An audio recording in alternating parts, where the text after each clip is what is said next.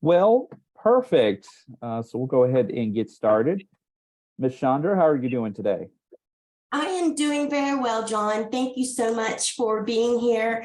I just wanted to take a minute to say thank you for all of our members that took the time out of their day to attend and learn some great information from our partners at zipForms. We do have John Ashley. He is the senior product trainer with the company, and I had a chance to speak with him. He's awesome, very knowledgeable, and he's going to share some good information with you all. And if you all have questions, as he mentioned, please go ahead and feel free to put them in the chat. He's going to address them as they come up. If there are any questions that have not been addressed throughout the presentation, please feel free to hang out afterwards because there'll be a short Q&A session at that time. But thank you so much for being here, and I will pass this on to John. Thank you so much for that introduction.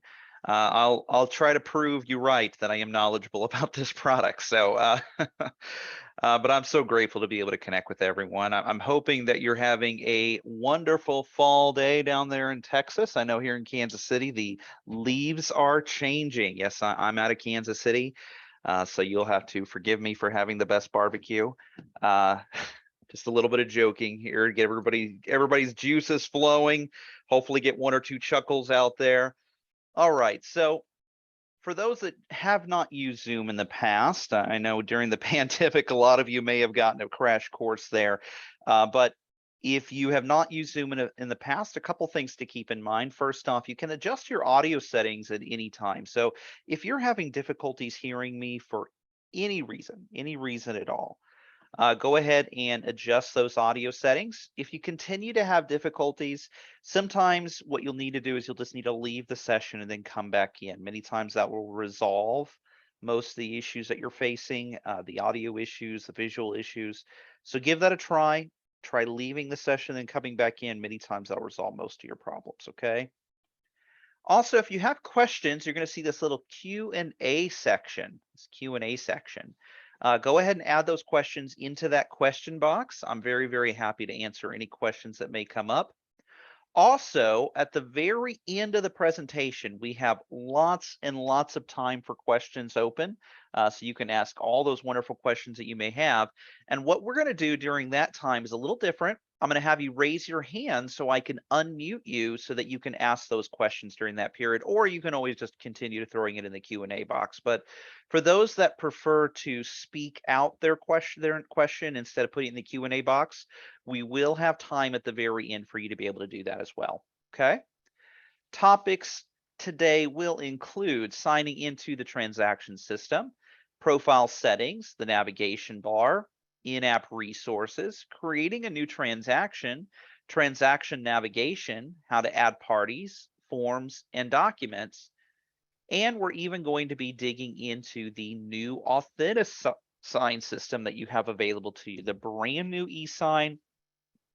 It's going to be a fundamentals course when we're talking about eSign on there. So I'm not going to be digging real deep on there, but enough to make it so that you're going to be able to start your eSigns out there, get those electronic signatures sent out, have your clients start signing, okay?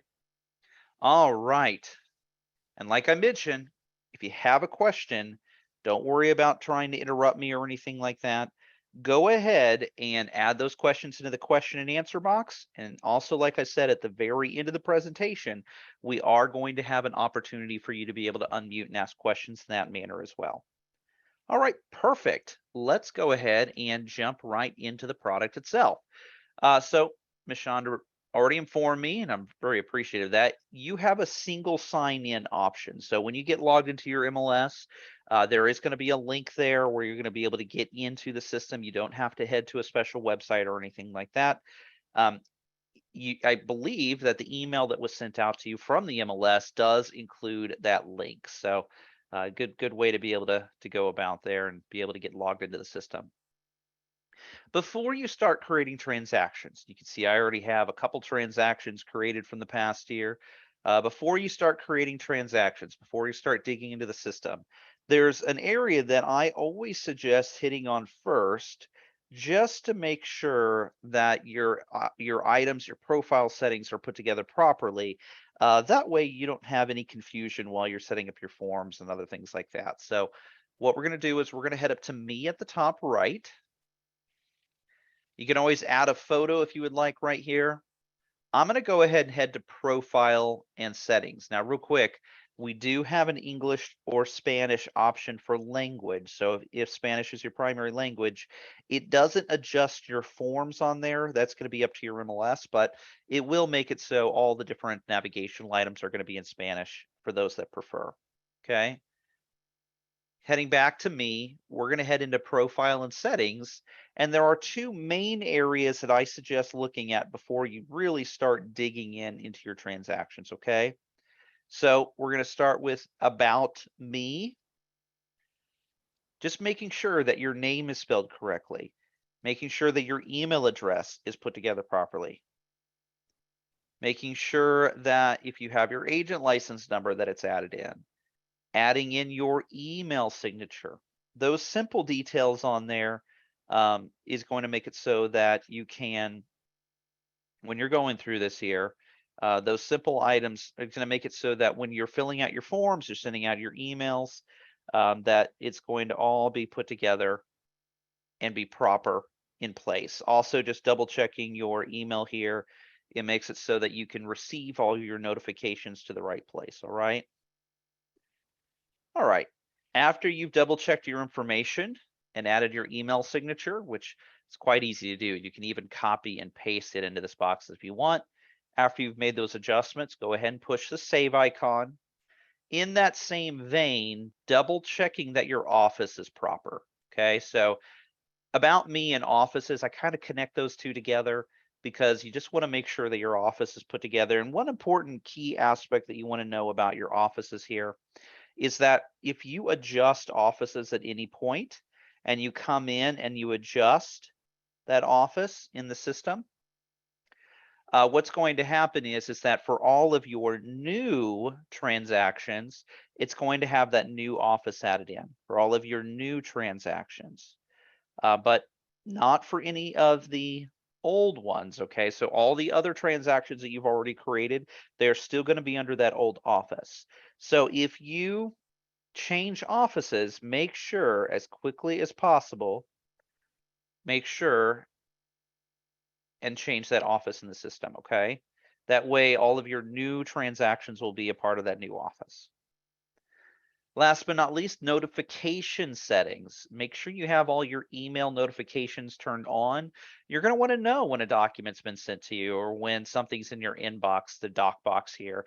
You're going to want to know if something's been shared with you via email or in-app notification.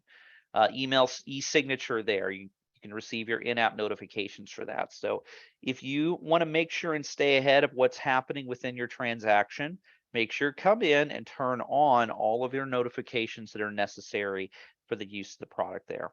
All right. All right, now that we have made sure that all of our notifications are turned on and we've double checked our office and about me, let's go through the global navigation bar. That's this big blue bar at the top, and we're just going to touch on each item. I'm not going to go into an in-depth explanation. We don't have a lot of time here today, and I want to make sure and get to the meat of this, which is creating transactions and creating eSign, Authentisign there.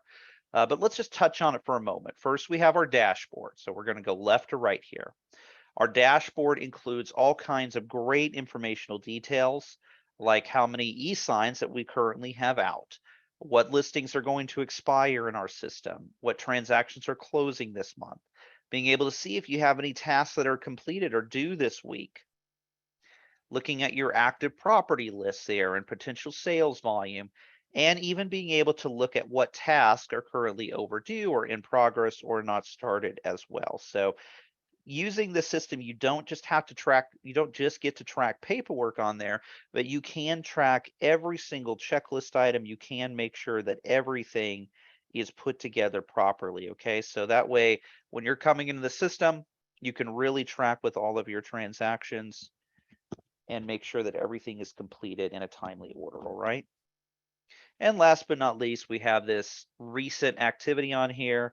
If you're like me and you, sometimes burn the midnight oil or you go away for a couple days and you forget what you were working on, you can always look at this recent activity and see exactly what you're working on before you went.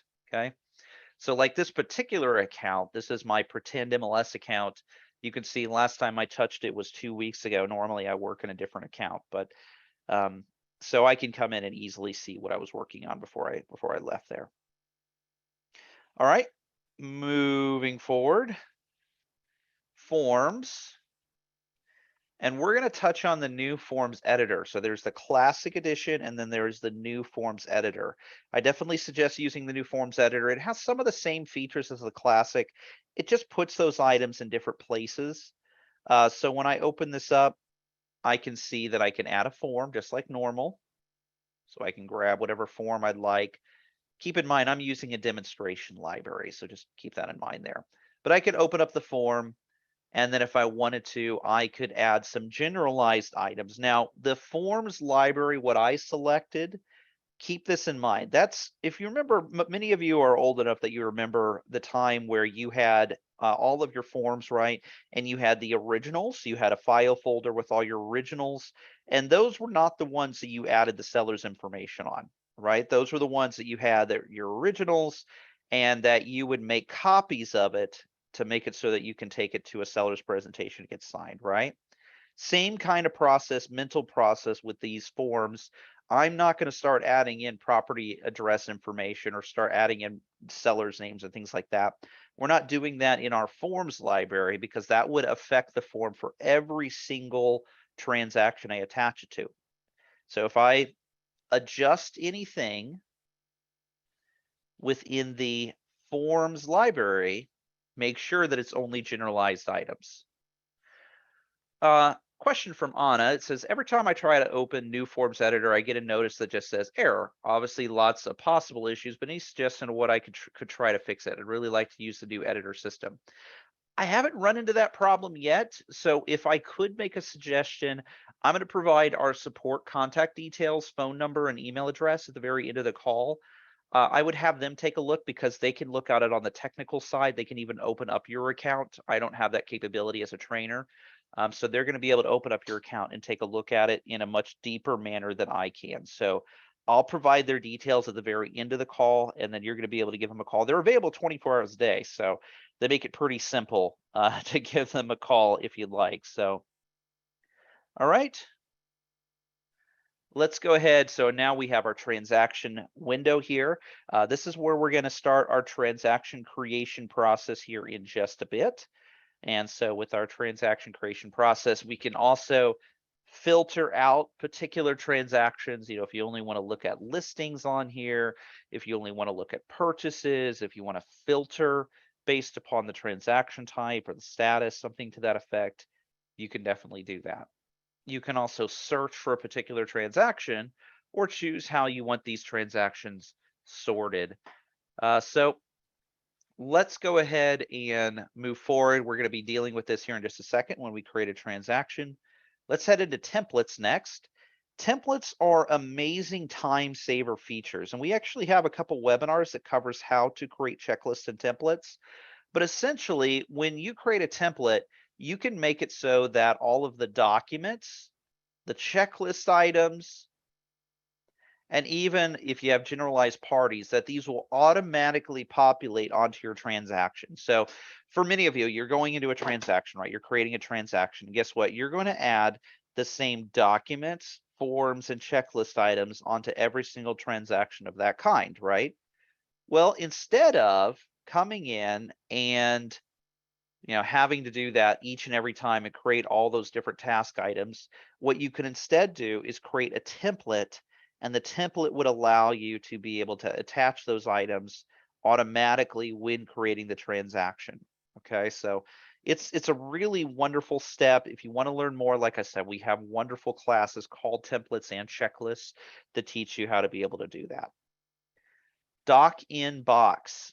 So a doc inbox here, this is going to allow me to be able to receive documents directly into the system itself.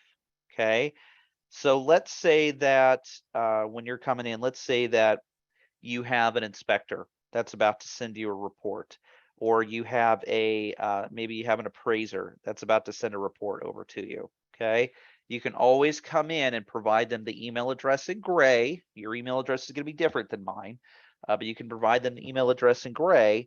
And if they send that report to that email address, it'll automatically populate into the system for you. So instead of you having to have them email it to you, and then you download it, and then you upload it to zipForm, you could have it automatically pop up into zipForm itself, and then hover, go to that little drop down there, and move it to a transaction. Okay. Also under the dock box, we have an option called offers. With offers, you can provide an email address or provide a link right in the description in the MLS there, and you'll be able to provide that, and people can actually turn in their offers to that link. Okay, so really, really fantastic resource there if you want to be able to use it to have your offers turned in. Tasks.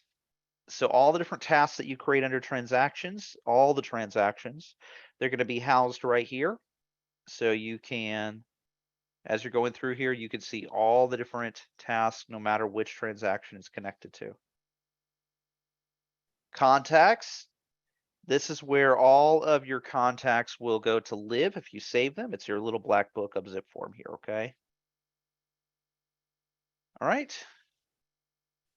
Partners. Now, I don't know if this is available within your particular MLS there, but we do have a lot of product integrations that you can use, a lot of ways to be able to connect your different other products with zipForm itself. For example, if you are a DocuSign user, you can connect your DocuSign account. Now, you do have to purchase these items, okay? So when you're coming in, you do have to purchase these through whatever company they're connected to. But after you've done that, you can always come in and claim the account or link your account. So for example, you have a rent spree account, we'll go ahead and get that connected, okay?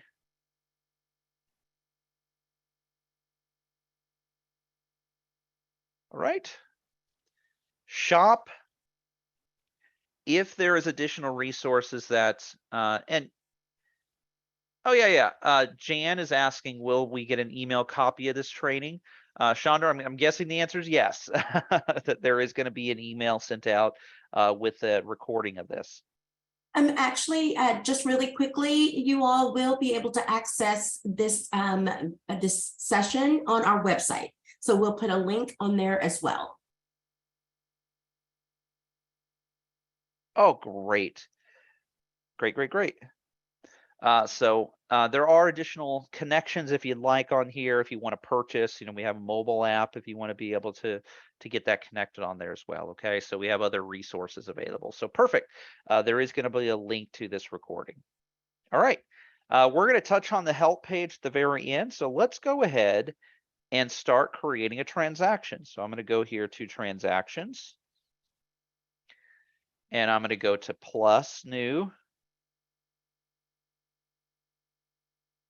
And let's start creating a transaction here.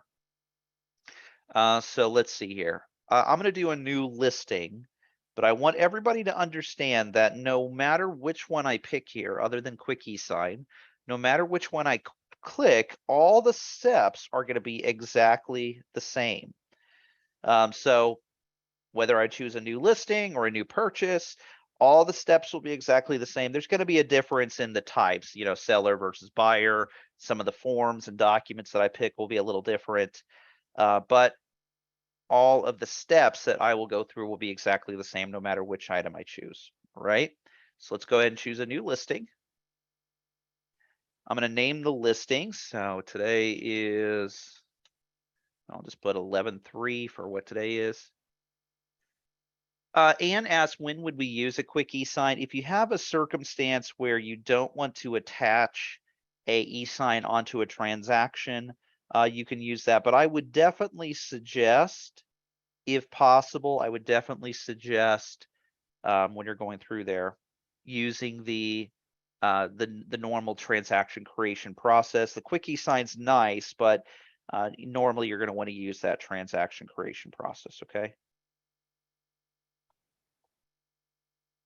All right, so here we go, 11.3. Why don't we call this Texas Living Way? We'll just do a residential listing. Yeah, you're welcome, Ann. Let's add a fun picture. So I have some fun photos that are real pictures. Some of them, of course, are not homes, but most of these are actual listings that I found, including the train. This was actually one that I found that's in Texas. It's a triangle cabin. That's interesting, right? So I'll just use that as my example. You can then mark if it's active or prospect. We're just going to go with prospect. We'll go ahead and push save. And now when you click save, it's going to start asking you to add in the information about the transaction itself. So we'll start with a street address. So 113 Texas Living Way. What's a good city down there to use? Anybody have a quick city they want to put in the Q&A?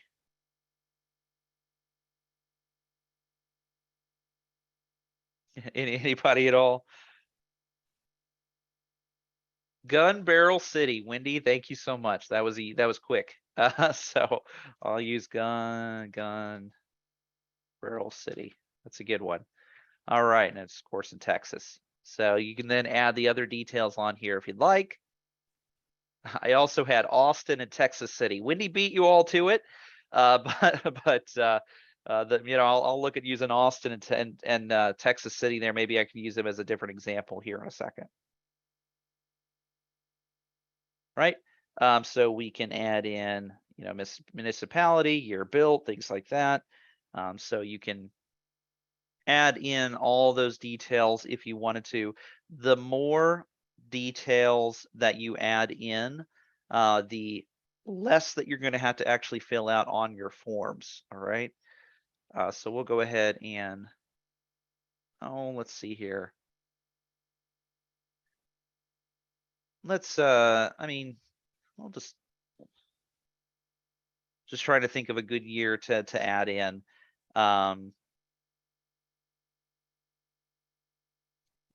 Just trying to think off the top of my head here, not coming up with any good examples, of course. Well, the last time the Cowboys won the Super Bowl, I think that was in '96. So we'll use '96 as an example. If I remember correctly, I might be remembering incorrectly, and someone, of course, can jump in and tell me if I'm wrong. But so we'll just use that as an example. 2000, Jimmy. So I was off. I was forgetting about that year. Thank you.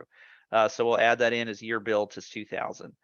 So listing dates on here. Well, we'll just do that. We're going to be listing it this coming Saturday.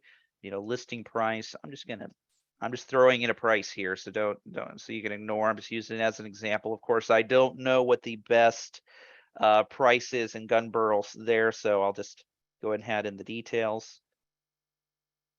Like I said, the more details that you add in, the less that you're actually going to need to fill out on your forms. Because forms, what's great about forms is it'll take all this transactional information and automatically add it onto the form for you, okay? Right?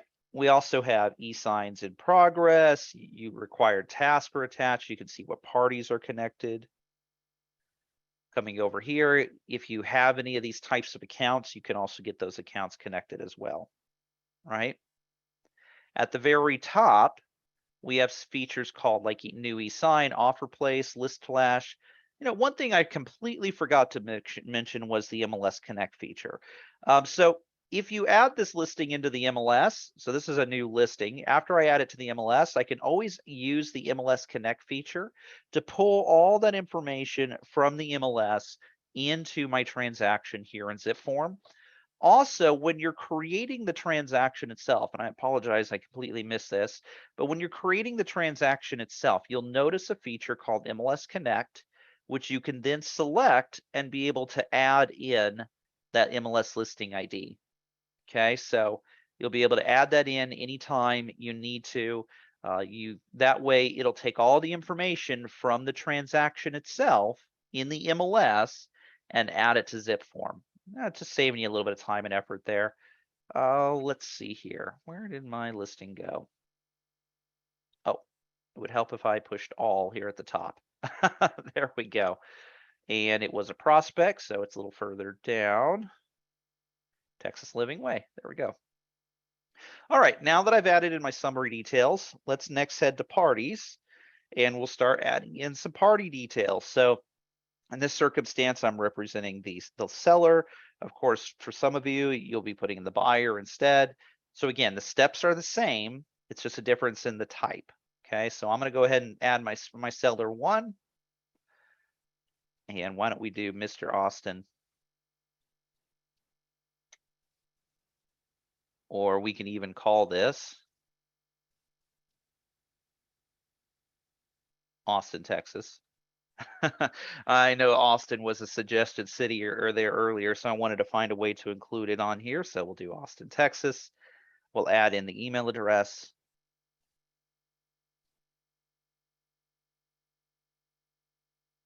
And then again, the more details that you add in, the easier this is going to be for you when it comes to filling out your forms, okay? I'm gonna go ahead and save this. Earlier, I talked about the address book, the little black book. And so you can always select Save to Address Book if you need to, right?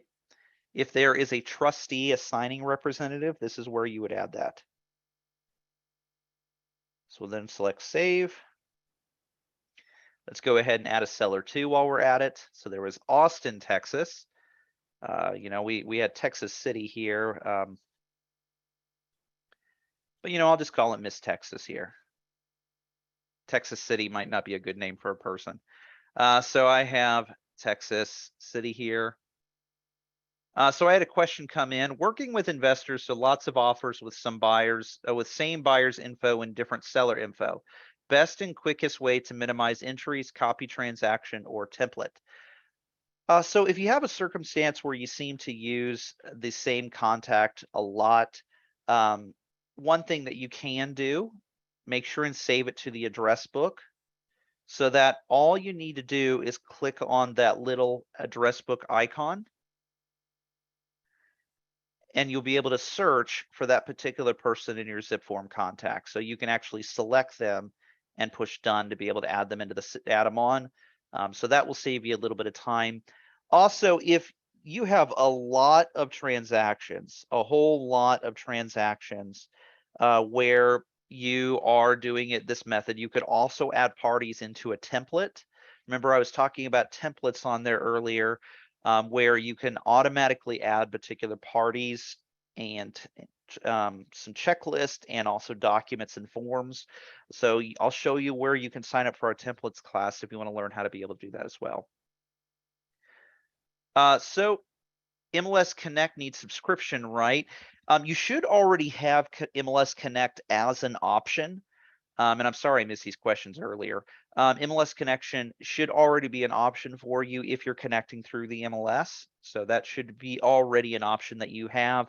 You shouldn't need a subscription as it's already provided. And then John is saying, hey, I'm using desktop standard and having trouble following. I tried to log in via Mozilla, no joy. So it sounds like you might be having some difficulties getting logged into the system itself, and you're trying to log into Firefox there and having some difficulties. Trying to think. I mean, I don't know why you would have issues with Firefox versus I'm on Chrome right now versus Edge. I mean, we do test for all 3 of those browser types. So if I could suggest, and I'll provide this at the very end, if I could suggest reaching out to our customer support team, I'll provide their phone number at the very end so you can get that turned in. I'm sorry, I'm just trying to scratch my head here and think if there's any reason at all that you would have any difficulties via Mozilla versus Chrome. I mean, you could always try downloading Chrome as an option and seeing if it works, or if you have another option other than Firefox. That, you said desktop standard, so I'm guessing maybe you're a PC user. So you might have like Microsoft Edge that you can test it on as well. But for our purposes, I would say go ahead and reach out to our customer support team if you're having difficulty getting connected. So I added in my seller 1, seller 2. Like I said, if this is someone I've worked with in the past, I can always push the little address book to add them in. If you have a circumstance where you have more than 4 sellers, I hit this a lot when it comes to tenants, more than 4 that are that type, buyer, seller, tenant. We have, and for other oddball contacts that don't always fit very well into a neat category like what we have right here, we also have the add other option at the bottom left there. So you can always add other if you need to as well. All right. Next is documents. So John is asking, do I have to use the browser or can I go through zipForm standard? So we don't have a desktop application for zipForm. It is all web-based. It's a cloud-based resource there. So you would need to use your browser window. Okay, so if you're using Firefox or using Chrome, Microsoft Edge, that one that Apple has, Safari. Couldn't remember the name of it there for just a second. So you can always connect with any of those browsers. If you are having difficulties, you could try a different browser. It could be an issue on the computer there itself. But you know, in that circumstance, even if you try a new browser and it's just not working, I definitely would contact our support team. So, but yes, you do have to go through browser as it is a cloud-based resource. All right. So in the documents here, we have several options. The first option that we have is to get better organized. So we're going to add some folders on here.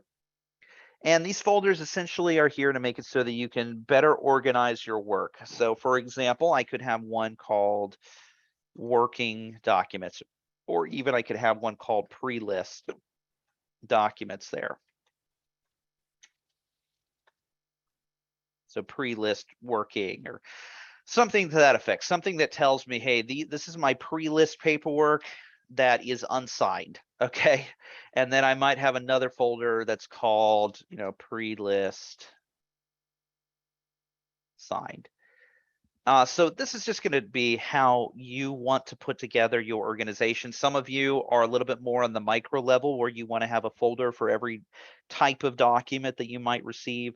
Others of you are more kind of an open feature circumstance. So you'll be able to, if you're going through there, you're going to be able to, you know, just add in bigger folders if you want. Even some people just put in working and signed, and that's the only documents they use. So it totally depends on when you're going through there. It totally depends on how detailed that you want to be when you're adding in these folders. All right. After you've added in folders, or if you choose not to add folders, either way, we're now going to head here to add doc, where we can start adding either documents from our computer or from a cloud-based resource like Dropbox, Google Drive, Box, OneDrive on there. So we could, if we wanted to, be able to use one of these resources on here. Or like I said, we could browse from our computer. Documents is going to be paperwork that when you're putting it together here, documents is going to be paperwork that you are adding in yourself that are not provided by the MLS or your office. So like I have an exclusive right to represent that's branded to Lone Wolf here. So I'll use that as an example. So if I push OK, I have my exclusive right to represent attached there. And so this particular one, it says PDF. Yours might say Word or PDF on there. This is not going to automatically add any of the signature items on there. It's not going to add any transactional details because this is a document you're adding into the system yourself.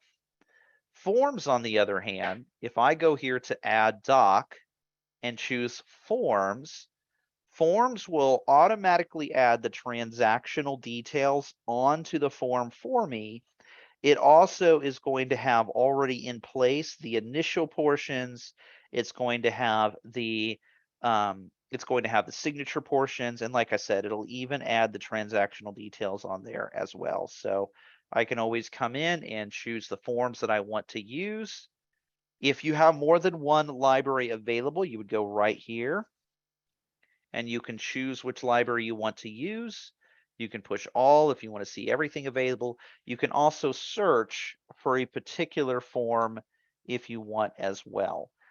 So if you want, you can come in, you can grab the desired forms. I'm just going to grab a couple as an example so you can just see as I'm going through what that might look like. You know, maybe I want to do home inspection reports on there, purchase agreements, you know, whatever you need in this particular circumstance, have added in for your particular buyer, seller, whomever you're going to be working with. So I was just going to be, just add in some. Cindy asked, does Lone Wolf update my templates as new forms replace older forms, or must I update the templates? When the new forms come in, they come in under a different name. So the system doesn't automatically recognize that it's the same form for that template item on there. So yeah, you do unfortunately have to replace the forms in your template, just because the system is not able to recognize that it's exactly the same form. It's just an updated version of that, unfortunately. So apologies for that. And that's why you'll see many times a date after the form name to let you know that that is the newest updated form. Or for some of you, it'll actually be listed, you know, number 200, number 34, so that you'll be able to know if it's the newer one or an older one. So you do unfortunately have to update your form, your templates as new forms come in. Good question, Cindy. And we do cover templates in a separate class. I'm not going to deal with that today, but that was an excellent question. Thank you for asking. Okay, the last type of document, and I'm going to go here to add plus doc, is called a placeholder. A placeholder is not actually a physical document in of itself. What a placeholder is, it's a reminder that at some point you are going to be receiving this particular report, this paperwork of some kind in the very near future. So if I go here and I put in, you know, exclusive right to represent. We all know I just added that into the system. I can mark if it's required or not, and I can push OK. And essentially what this is doing for me, it's saying that when I receive this, what I'm going to do is I'm going to attach it right here. So it's a reminder that I need to have this, and when I get it, I'm going to put it right here. I can even choose to set a due date for it by selecting set due date, and I can set it to fixed if there's a fixed date that I need this by, or I can even set it to relative to the transaction status. So I can also set that up if I need to as well. Going back to add plus doc, you know, other placeholders do not necessarily have to be in this circumstance here. Placeholders do not necessarily have to be a reminder of forms and documents that you just need signed. They can also be a reminder of forms and documents that are going to come to you from inspectors or appraisers. So for example, if I have someone coming in for a lead-based paint inspection, they're the ones that are going to be sending me the report afterwards. And so this placeholder is just a reminder that I need to, if the inspector doesn't send it to me, I need to contact the inspector and say, hey, I need this to make it so I can connect it onto my resources. So a placeholder, again, it's a reminder that you are going to be able to get when you're going through here, it's a reminder that you're going to be able to get that particular paperwork, whether it's stuff that you're just waiting to be signed, or it's stuff that you are going to be receiving from someone else. Right? Alrighty, let's go ahead and move forward. Checklist, I'm just going to touch on this just so that we can hurry up and get over to eSign. It says, do the placeholders stay at the top of the forms docs list? So placeholders look like any other document or form. So it'll look exactly like that. It'll just be here where I can actually see those placeholders listed out, okay?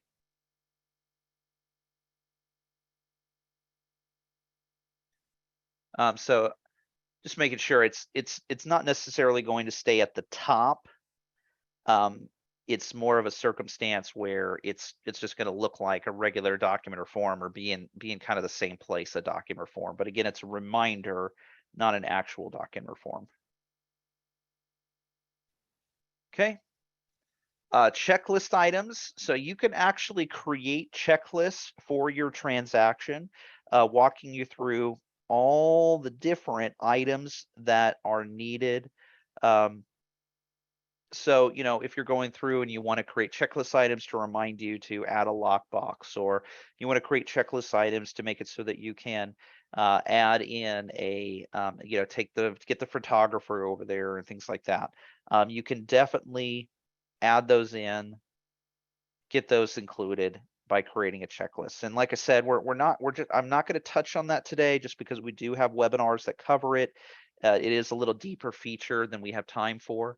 And I want to make sure we have plenty of time for eSign, but I would definitely use checklists. They are great reminders of what needs to be completed when you are great reminders, and just really helpful when it comes to keeping track of everything that's occurring within your transactions. Okay. Moving forward, notes. Notes are a wonderful resource of making it so that you can very quickly set reminders, or just add yourself some notes onto a transaction. So, maybe you can put on there like, talk to seller on, talk to seller today, and the seller wants me to include this, this, and this, right? So you can add those notes in. You can even select to save and notify, which means that when you write something out, you can actually send an email out to your seller or buyer to remind them of the conversation, to tell them exactly what occurred in the conversation. And so this is just a really fantastic way to make it so that you can not only keep notes of what's occurring and the conversations that are occurring between the buyer and the seller, and yourself there, but could also make it so that you can help keep track with the seller and buyer themselves. So I don't know, there's some individuals, sometimes they forget everything that was talked about in each conversation. I know if I have multiple transactions, it's just easier for me to keep track. Also, if you're working on a team, if you're in a co-list or co-sell circumstance, you can always add in notes of what occurred in those conversations. That way you can easily, with the co-list or co-seller, the team, that they'll be able to easily also keep track of it and go in and say, oh, okay, this agent talked to you about this at this time, and they're already working on it or whatever. Okay. All right, let's dig into eSign. So this is very, very important, right? So we're going to be talking about creating a eSign packet through Authentisign and getting it sent out to be signed by our sellers, right? So what I'm going to do is I'm going to head here to eSign. We're going to go to plus new. Well, before I do that, this is a very, very important step. Within your documents, make sure and open up your forms. I would use that new forms editor. Make sure with your new forms and go ahead and pre-fill it out before sending it to eSign. So if you have areas that you're the one that needs to fill out these details, whether it's checkmark boxes or it's blue block boxes where you need to add clauses or more details, go ahead and get that completely put together before sending it over to be signed. All right. So do that before sending it over to get signed. All righty. So after you do it, you'll click save, hit back.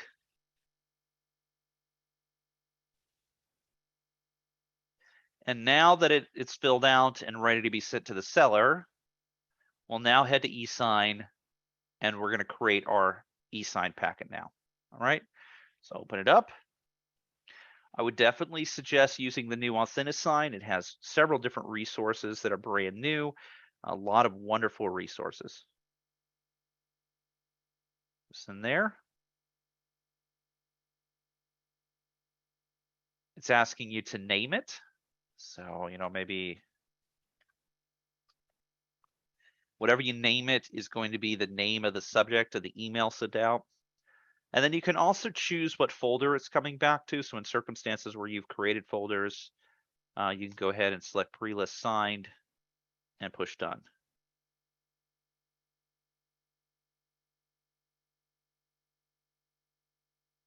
Right? Push create. All right, now I'm in the new Authentisign system.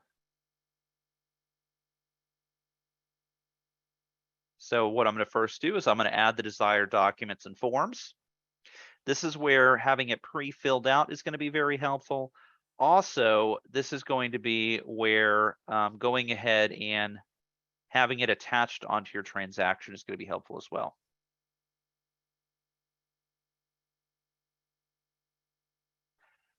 So the I saw the comment on there that you're not enjoying the new forms editor, the new Authentisign.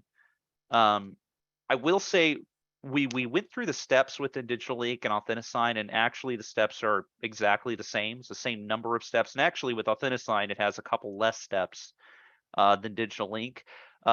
It's just the steps are in a little slightly different order than what most people are used to.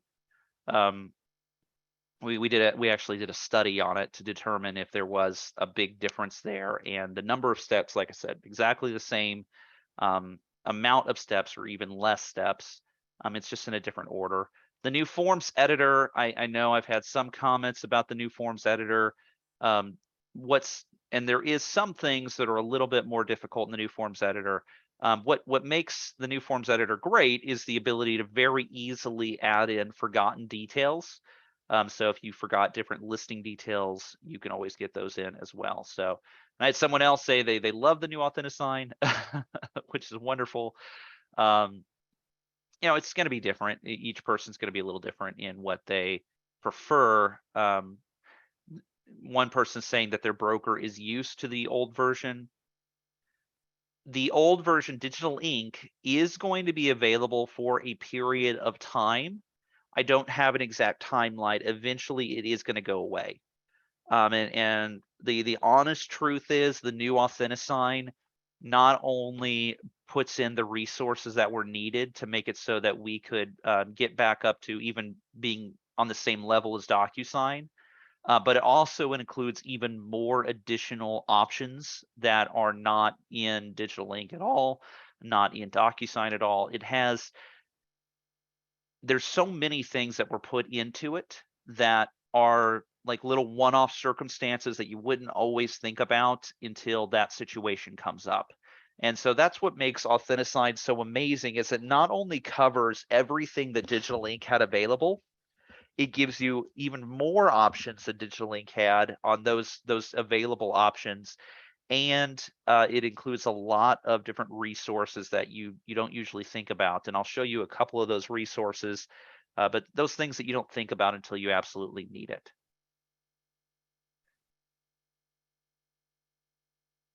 Okay, and that's someone saying they prefer questions at the end. That's fine, but it's with the amount of people on the call, it's better for me if I answer those questions now. So we'll go ahead and add in lead-based paint disclosure, and we'll have the exclusive right to represent in here. One option that you have now that you didn't have before Digital Ink is that you can easily change the order of these documents at any time. Okay, so you can easily adjust the order. That's something that Digital Ink did not have available. When you sent it to Digital Ink, it just was stuck in whatever order you had it in, but not anymore. You can easily adjust it.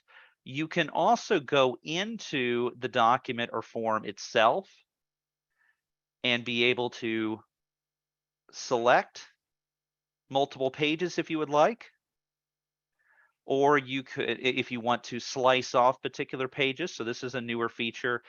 For example, I was working with an agent and they had a cover sheet that couldn't be included, the cover letter, because it had some information on the cover letter that wasn't allowed by the MLS.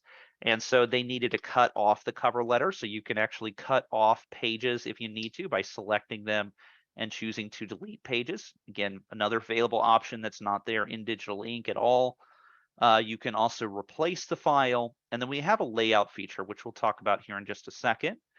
And then after you've made any adjustments, whether it's adjusting the document name or selecting pages to delete, you then can push save. So you have your documents and forms. If there was a docket or form you forgot to attach to the transaction, which comes up consistently, right?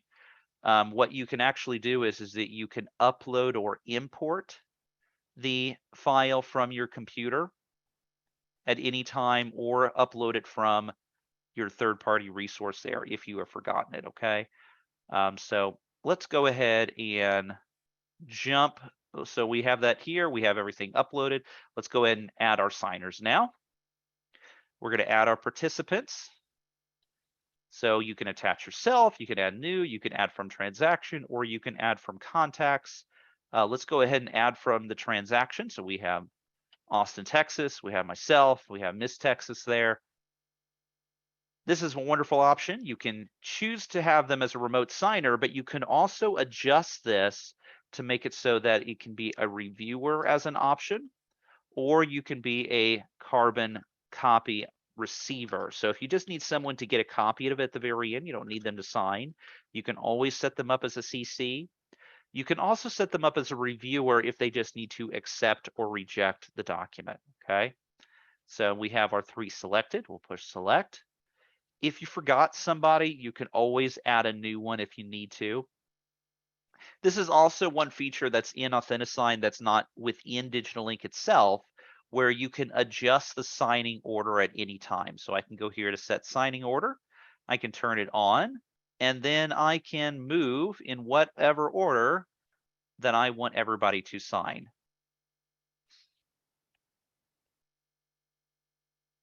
So a question here, if we wanted to upload and sign a personal document, are you saying that Authentisign will limit our ability to upload what documents we can upload according to our MLS standards? There's no limitation on what documents that you want to add in. What we're going to do is, this is actually a document I uploaded myself, and we're going to be adding in all of the different names and the office and the client names, things like that on there as well. So we're going to be adding all that in, okay? Okay, with the signers here, one thing that you can also do is you could actually make it so 2 individuals are going to get it at the same time. So if I wanted Austin, Texas and Miss Texas to get the signing here at the same time, I would just adjust the number, and now both of them are going to get it at the exact same time. I can also go into the contact if I need to adjust their email or their role or their signer type. I can adjust that however I prefer. I will go ahead and push save. So now that we have our signers in the order that we want them in, we have our documents that we want to get. We have a document and we have a form. You'll notice with the form, it automatically added the property details. And when I use the new forms editor, I went ahead and select the checkmark boxes. So it brought in those checkmark boxes I already checked. It also automatically added the signatures and the dates on there, okay? With the document, on the other hand, it doesn't automatically add those in. And so with the document, we're going to use a feature called tools to make it so that we can add in all of those signing details. So let's start. There are 3 types of tools. We have signer actions, where the signer needs to actually perform an action for it to be completed. Signer fields, which will automatically populate when that person enters into sign the contract. And then we have markup, which will allow you to mark up all the different documents and forms even before getting sent out. So for example, let's go ahead and add my name and my office name at the top. So I'm going to use the markup feature because I want my name and my office name to be in here during the entire signing process, not just when I enter in to sign at the very end of the contract. So I added my name. Let's go ahead and select text box again, and I'll add my office.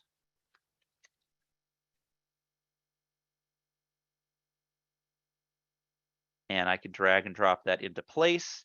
If you need to adjust the text on there at all, you can always click it with a left click to adjust the font, the color of the text, what font family it comes from.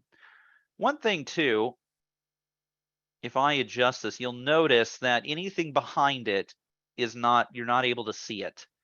And I can actually adjust that by turning the transparent background option on. So that way you can see whatever is under the text. So if I want that line included, I'd want to turn the transparent background on in that circumstance. You can also right click to copy an item and then paste it. So down here, I need my brokerage firm, so I can just add my brokerage firm name right there. Right? Now I need the client name details. Now, my seller 2 isn't signing first, my seller 1 is, so I'm going to select my seller 1 first. And the first thing that I need is I need their name. You can easily add their name using signing fields. And like I said, a signing field will populate right when that person enters in to begin signing the contract. So Austin's name here is not going to be on the document itself. Neither will their email address or the auto date. It won't be on there until after they've actually entered into the contract to start signing. Okay. And there's one more place where I need a name, so I'll go to full name and pop it right there. At the top, I have an option where they could choose either buyer or seller. And there's going to be circumstances where you need them to be able to choose between multiple options. And we have 2 options to assist with that. And that's where signer actions are going to be very helpful. A signer action means that they actually have to perform by clicking on it, perform an action for it to be completed. So first, we do have radio choice options where they can choose one or the other, and they have to choose either one or the other. If you need more than 2 radio choice options, just click on one of the dots and push plus. And you can add in as many radio choice options as you need. And they just have to choose between, right now I have 4, so choose 1 out of the 4 in that circumstance. We also have checkmark boxes. The difference between a checkmark box, unlike the radio choice, it's going to add 1 checkmark box at a time. So I can't add multiple checkmark boxes. And in this circumstance, a checkmark box is far more appropriate. Julian asked what the purpose of a radio choice option is. In those circumstances where you need to have more than 1 choice available. So yeah, it's a circumstance where you're filling out that document and they have to choose one or the other. Just like here, I have buyer or seller, and they need to select one or the other. So what I'll do is, in this circumstance, if I leave it with the red square, you notice a red square around it, that means it's required. If I leave it this way, then the person is actually going to have to check mark both of these items, which is not what I want. I want them to be able to choose one or the other.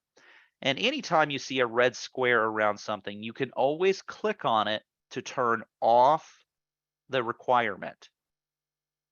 So if you need them to, you want them to choose one of these 2, but you need them to have the choice between the 2, or if there's a circumstance where something is not required, they can fill it out if they want, but they don't have to.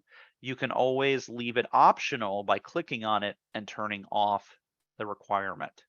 Okay. Scrolling down, signer name. So I have sign here. I'll drag and drop that into place. One nice thing that's new, if you click the sign here, not only will it add the signature, it'll automatically add the auto date as well. All right. So next I have Miss Texas here. So I'll do the same process. I'll go to signer fields. I'll add the name. I'll add the email address. I will add the auto date. See, I'm kind of going through this quickly because I just did the same thing here. So signer fields, I add the name. Signer actions, I'll add the signature. And I'll add the auto date. All right. All righty. Now, last but not least, I have myself. Now, I already marked up my name here. And again, the reason I did that is because I want my name to appear here no matter who is signing the document, what order it's in. So down here, I need to add my signature. So I'll push sign here and drag and drop it into place. And one new item I haven't gone through yet. Here in the terms of cancellation, I have an option for an execution date. So I have an option for an execution date. You also have an option here for this agreement will expire on. In both circumstances, I'm supposed to actually write this out as November 3rd, 2022, instead of having the option to do, 11/3/22, like these are here at the top. So what I'm going to do is I'm going to add what's called a text line. A text line will allow me to add whatever text I want inside of this box during the signing. In this circumstance, it's an execution date, so I would add in, like I said, November 3rd, 2022. So I will click on it. The character limit is a little high. It's not a tweet. I'm just adding a date here, so I probably shouldn't need anything more than about 20 characters. I can put a tooltip text on there if I need to add a tooltip as a reminder. I can mark if it's required or not. Sometimes text lines are optional. I can even make it a multi-line if they need big space there to be able to write in.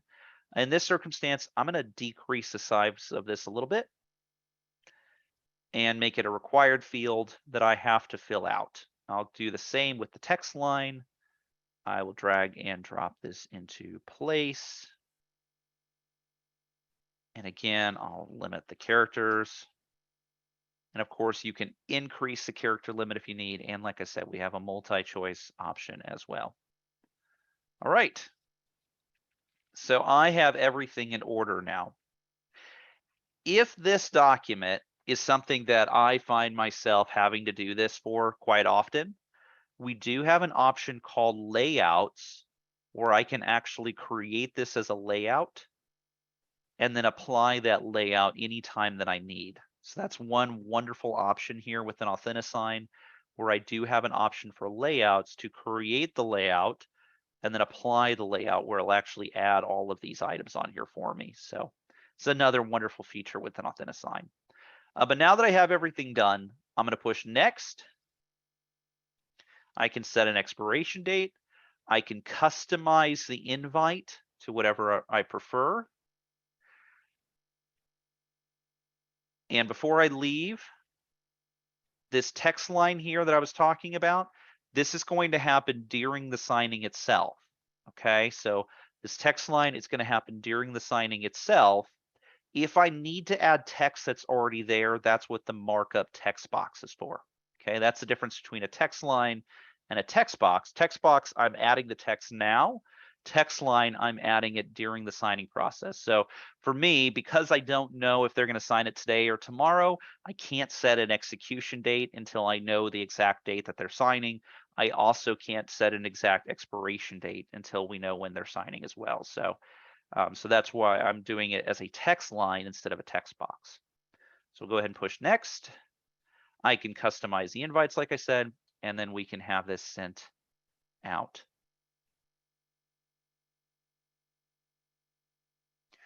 All right. If I want to watch, it's sent.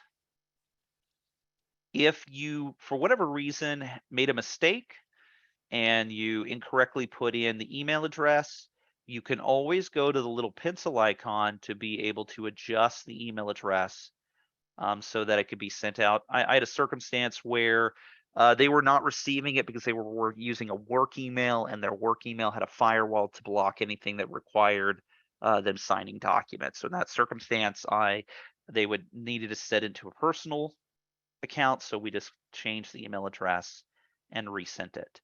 You can also head up here to action items to reset or resend invites if they didn't get it the first time. You can duplicate as well. Let's do one customer signature portion. And so you can see exactly what it looks like. So let's do this for Austin. Like I said, I set them up both to receive it at the same time, so they both received it. But let's do it for Austin so you can see exactly what it looks like on the customer side. So first they have to say that they are okay using electronic signature tool here. Then they can either read the whole document if they want first, so they can go through it if they want, they can print it, they can download if they need, they can start clicking, or they can push start for the system to take them through each step. Okay, so I push the checkmark box. The first time I push to sign, it's going to allow me to be able to change my signature. So I can either choose a chosen font, I could draw it. Let's see how good my drawing skills are today. Probably not great. My 5-year-old could probably do this better than I can, but you know, you can see what this looks like here. You know, and the option I like to use is the upload option, because that way I can have my real signature here, and so I can actually, if I want to, drag and drop my signatures here if I need. Okay.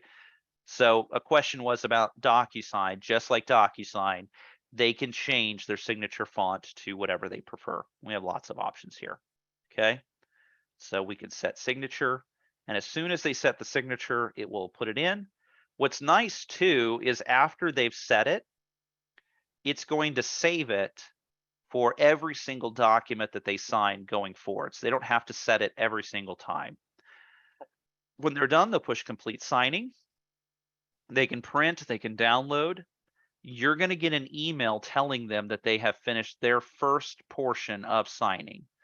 So it'll say on there, hey, this person signed. It'll look just like this. Signing updated, an action has taken place. Okay. So that will tell you that the first person completed their item on there. And you can then go to Miss Texas after that and start signing and go through the full signing process. What's nice too is that when you come into zipForm, you're going to be able to track where it is as well by clicking on it and see authenticated means they opened it and accepted the electronic signature portion there, and the approved means that it was signed. And that is eSign. Everything you need to know about eSign. Again, everything I went through was recorded. We are going to be attaching that recording. Well, Chandra's going to be attaching that recording within your MLS resources. A quick question from John here, and I think I've gotten down to finally where their confusion is. You're not going to go to the website zipformplus.com to log in. You need to head to your MLS resources to log in. Okay, so you probably had an old NAR account in a long time ago, or you had your own personal account quite a long time ago. To log in, you actually need to head to your MLS page to select the zipForm login. Okay. If you want to learn more about the product or dig into more of our resources, head here to help and go to Learning Center. One item real quick I should mention is the guided help. So at the bottom right, we have our guided help, which actually has walkthroughs that you can do that'll take you through a step-by-step of creating a transaction, or you can even use it to create a template, a step-by-step for creating a template. We also have help here at the top under the Learning Center. Each one of these links is going to take me to different training resources. For example, I've mentioned more times than I can count all the wonderful webinars that we have on subjects such as templates and checklists and eSign. So if you head here to our live training, we have webinars that are absolutely free that you can sign up for. Next week, we actually have a class called Listing Start to Finish, where I go through a lot of the same items I went through today. We have a class on eSign and templates, rapid review for you brokers out there. So we have all these available resources, and with all of them, you can get a recording within 48 hours of the presentation. So we have live and pre-recorded classes you can sign up for. We also have help guides. These are written out guides that can be printed out. That goes through a lot of our resources as well. We have short link videos, which we actually have a brand new resource for short link videos that I'll show you here in a second, but there are some videos you can watch. our knowledge base that takes you through some of the most asked questions and top support articles. So you can actually search for a particular item on there if you'd like. So all kinds of resources that are available to you. All right. I'm a little more over the time than I thought I would be, but we still have plenty of time for questions. So let's open this up. You can either ask your question in the Q&A section, or you can raise your hand and I can unmute you if you raise your hand, okay? So Adrian, hopefully I pronounced your name correctly, sorry if I didn't, asked a question. They said, can we do an in-person signing instead of remote signing? You can, but unfortunately that's only with our mobile resource, which I don't believe you have the mobile resource available to you. So there is an additional fee for that. It's just $13 on there, $12.95. So that does give you the ability to do remote signing if you would like to use that though. So there is a small fee involved if you do want to use the mobile edition of zipForm, but it does allow remote signing. Robert, I allowed you to talk, so you can unmute yourself. Can you hear me? I can hear you. Okay, just a quick question, and that is for using this DocuSign, I noticed that when I try to use it, it says you have 1 or 2 opportunities. I don't know if they use the word opportunity remaining. It says something that I have to continue to put in, or are they going to charge my account? How does that work? I haven't used it enough. Just to clarify, you're using specifically DocuSign, right? Yeah, well, through this, trying to use it through this zipForm. So we have no control over DocuSign. They are a completely separate company. Okay. So you will have to purchase everything through DocuSign itself. What's nice about Authentisign is that it comes with your use of the product. You don't have to purchase anything additional. Okay. DocuSign, on the other hand, they are a completely separate company. It'd be great if we owned them, but we don't. So okay. Unfortunately, with DocuSign, you would have to take that to DocuSign support. Okay, so when I'm using zipForm and I'm going to send documents through zipForm, it's going to use Authentisign. You can use DocuSign. No, I don't want to use the DocuSign. Then I would click send a new Authentisign. And if you don't see that as an option, head up here to me, profile and settings. Okay. And there is an option under settings here where you can choose which eSign option that you want to be your primary. You may already have it set up as DocuSign. So just make sure and have it set up for Authentisign instead. If you want to use Authentisign instead of the purchase what you're using right now, the purchase of DocuSign. Thank you.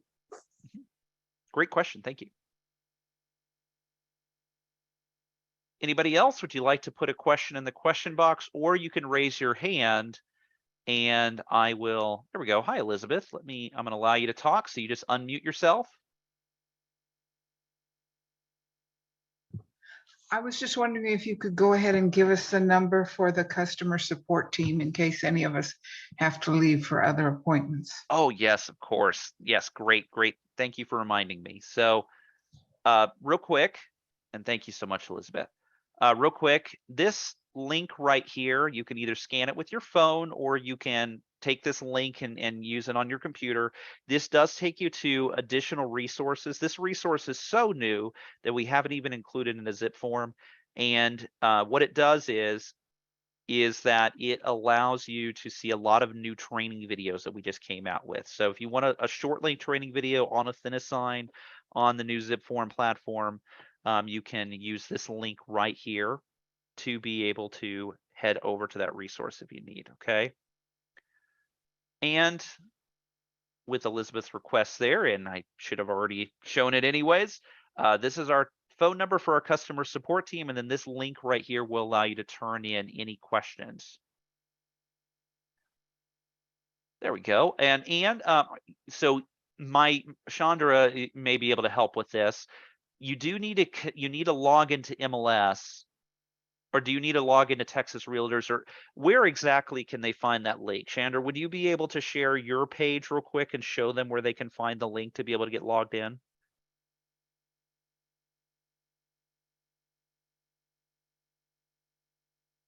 Hopefully I didn't lose her earlier. I know sometimes when we're on this, that sometimes we lose a person. Well, And there we go. You're unmuted. Would you be able to share your page and show everybody where they can go to be able to get logged in? I'm sorry, logged into, zipForm. oh, hold on one second. Let me Uh-huh. pull that up for you guys. Right. I'm going to stop my share and I'm going to let you share your page. Okay. Okay, and that is going to be through our website. So I want to make sure everyone knows that. And Annette, thank you very much for connecting today. I just wanted to say thank you. I really appreciate your comment there. okay, hang on, guys. Share my screen. Please let me know, John, if you are able to. Are There you we able go. to see the Yep. website? I Okay. can see your page. Yep.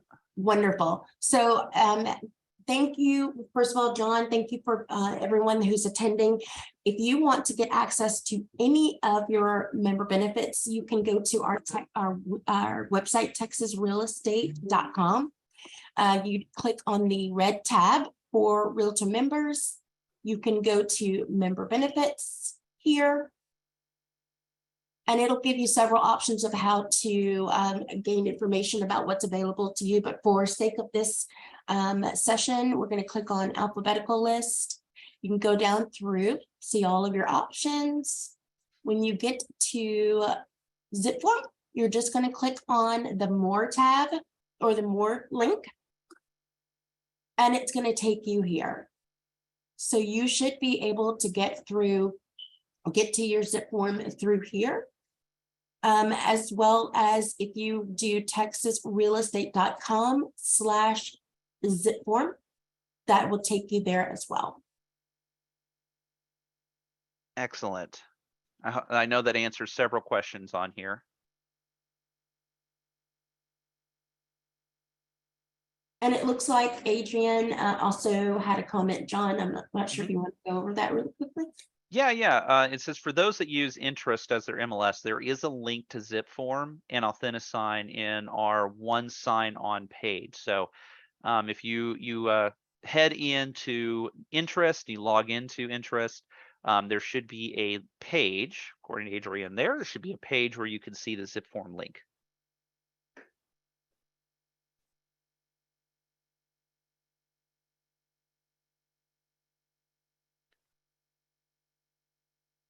Okay. Any other wonderful questions? We've had some great questions so far already. And yeah, hopefully I was able to, oh, got a hand raised here. Jerome, let me allow you to talk and you can go ahead and unmute. Hi, I knew you could get in through texasrealestate.com. Uh-huh. My question is, in the Dallas-Fort Worth area, we also have Netris. Yes. And there's a link under additional Netris products for zipForm. But when you go to that link, it asks you for your login.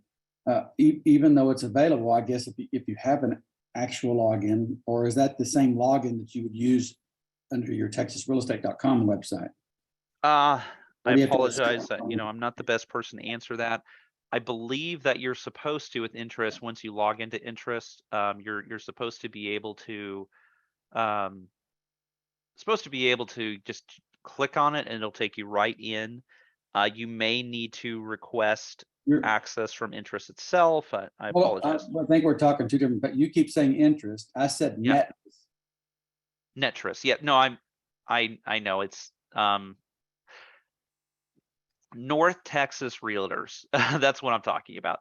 I'm talking about the board that covers Fort Worth and Dallas there, and of course, other region as well.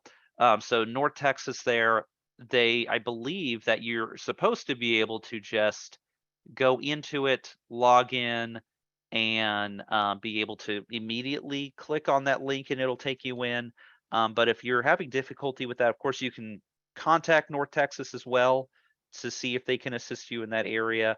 You can, I mean, that might be your best bet for trying to determine why it's not just letting you log in. I don't know why it wouldn't automatically have a login or let you in automatically there. So Okay. Good The question. alternative is to open up a different tab and go to Texas Real Estate. yes, exactly. So another option is just head right into Texas Realtors itself, and they'll take care of you. Okay.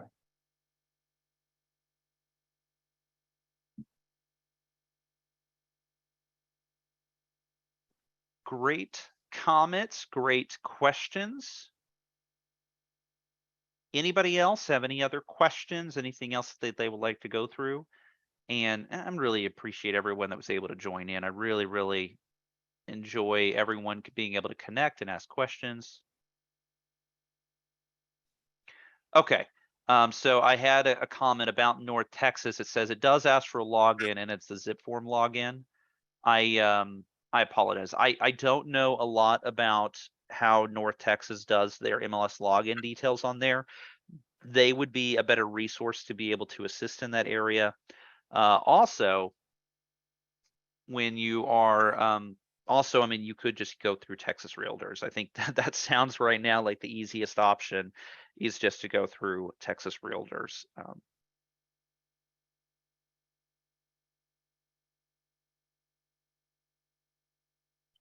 Okay.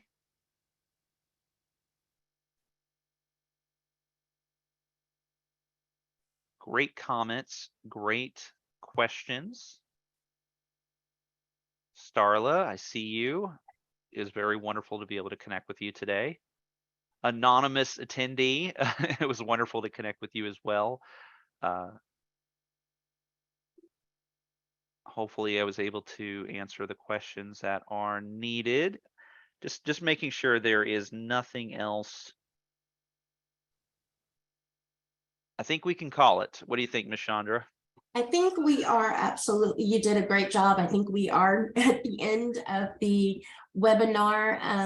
I just want to say on behalf of Texas Realtors, thank you all so much for being here. Thank you, John, for teaching us some great things, and hopefully we'll be able to do something like this in the future. But as for now, we appreciate you. If you have any questions, please feel free to utilize the customer service information that John has listed.